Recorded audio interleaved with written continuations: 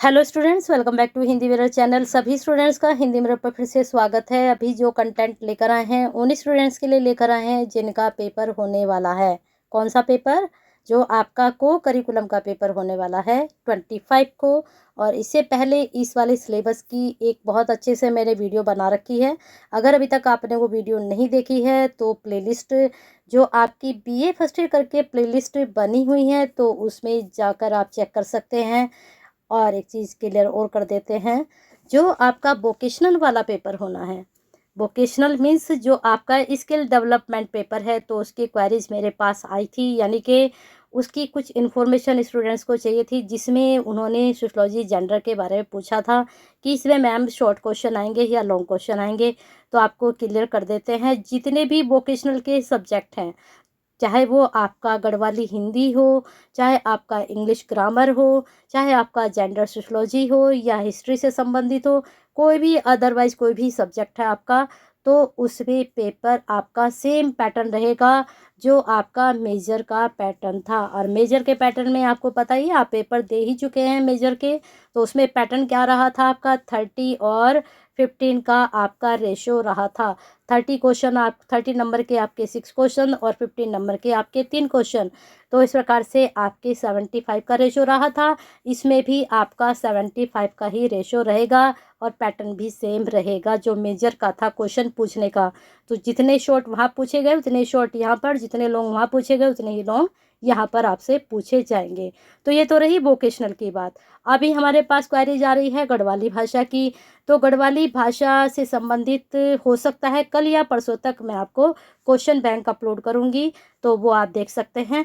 और जितने भी आपके वोकेशनल सब्जेक्ट हैं उनमें से सिर्फ मैं गढ़वाली का आपको अपलोड करूंगी। हो सकता है आपका जो इंग्लिश ग्रामर वाला पोर्शन है, इंग्लिश ग्रामर वाले पोर्शन में भी हो सकता है मैं आपके लिए क्वेश्चंस अपलोड कर दूं क्वेश्चन बैंक। लेकिन फिलहाल गढ़वाली मैं आपको बता देती हूँ, वो तो 100% ही आपका होगा। अब आते हैं इस वाले पेपर पर, को करिकुलम। इसका पैटर्न मैं आपको पहली वाली वीडियो में बता चुकी थी, लेकिन एक बार और बता देती हूँ। यहाँ पर 100 क्वेश्चन आने हैं और 100 क्वेश्चन में से आपको 40 आपके बिल्कुल सही जाने चाहिए, 1 नंबर का 1 होगा। और यहाँ पर 40 नंबर आपको लाने ज़रूरी हैं।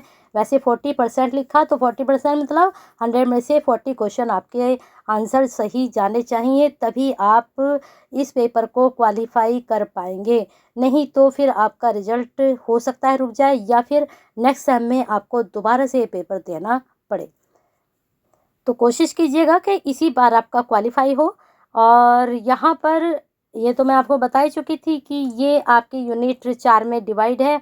और इसमें जो मैं अभी लेकर आई हूँ आपके लिए, थ्योरी लेकर आई हूँ।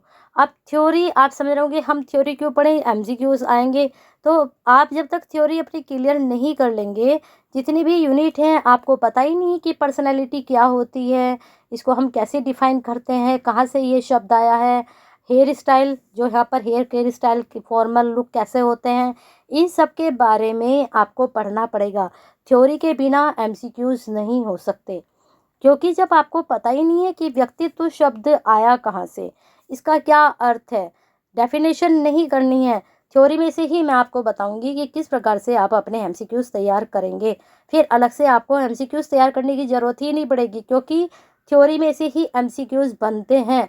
जब तक थ्योरी क्लियर नहीं, तब तक आपके एमसीक्यूज क्लियर नहीं हो सकते। सीधे सीधे आप एमसीक्यूज पढ़ेंगे तो हो सकता है वहाँ जाकर आप भूल जाएं।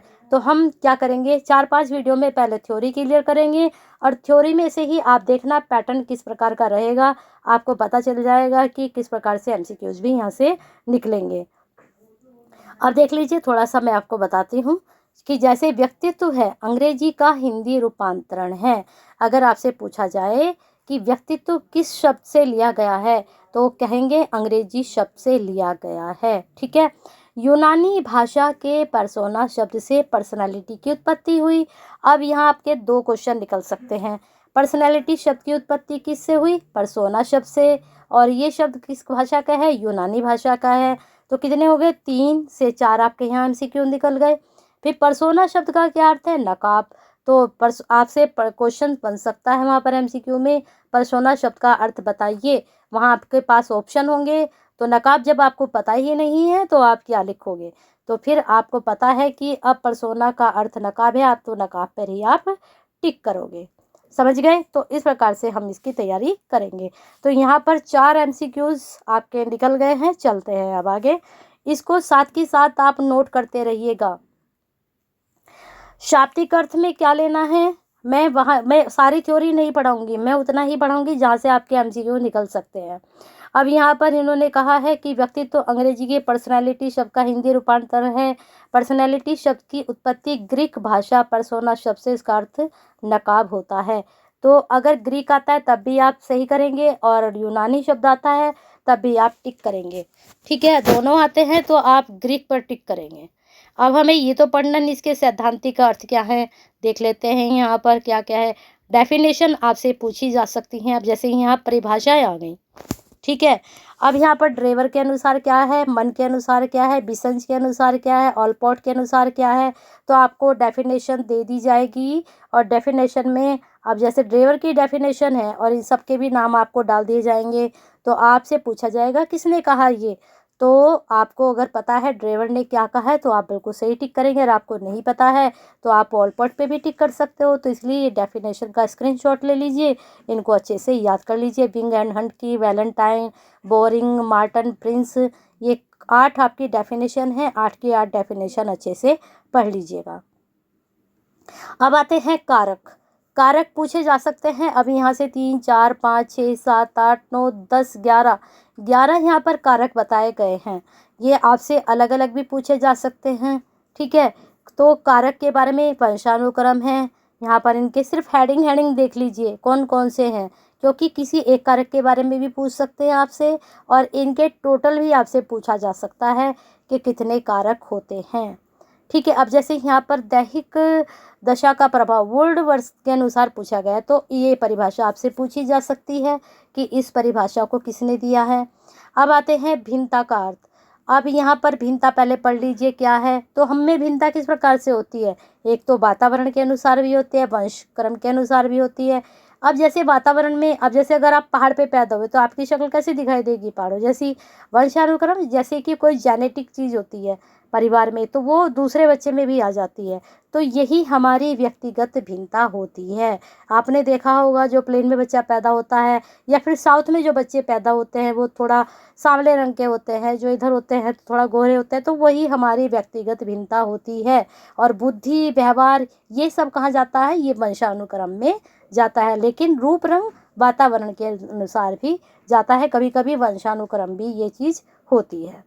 अब यहाँ पर डेफिनेशन स्किनर के अनुसार, टायलर के अनुसार, जेम्स ड्रेवर के अनुसार, और भी अगर आपको यहाँ पर डेफिनेशन मिल सकती हैं तो उनको भी आप रीड कर लेना, डेफिनेशन ज़रूर पूछी जाएंगी। ठीक है, अभी देख लेते हैं प्रकार। व्यक्तिगत भिन्नता के प्रकार, शारीरिक भिन्नता, मानसिक भिन्नता, क्योंकि सभी की जो है मानसिक जो है अलग अलग प्रवृत्ति होती है। मूल प्रवृत्ति भिन्नता, रुचि संबंधी, व्यक्तित्व संबंधी, चरित्र में भिन्नता, बहुत सारी चीज़ें हैं जो आपको पढ़नी होंगी। धीरे धीरे स्क्रॉल कर रही हूँ, जहाँ मुझे लगता है कि मुझे वहाँ समझाना है तो मैं समझा दूँगी, बाकी का आप स्क्रीनशॉट ले सकते हैं। देखिए, वंशानुक्रम जो चीज़ मैंने आपको बताई थी यहाँ पढ़ सकते हैं। पर्यावरण संबंधी, समाज पर प्रभाव, राष्ट्र और वातावरण, लिंग भेद, जाति एवं प्रजाति, तो कुछ चीज़ें हैं जो मैंने आपको क्लियर कर दी हैं कि आपको किस प्रकार से ये पढ़ना है। कोई पर्टिकुलर इसकी बुक नहीं है, मार्केट में आप इसको जाकर देख सकते हो।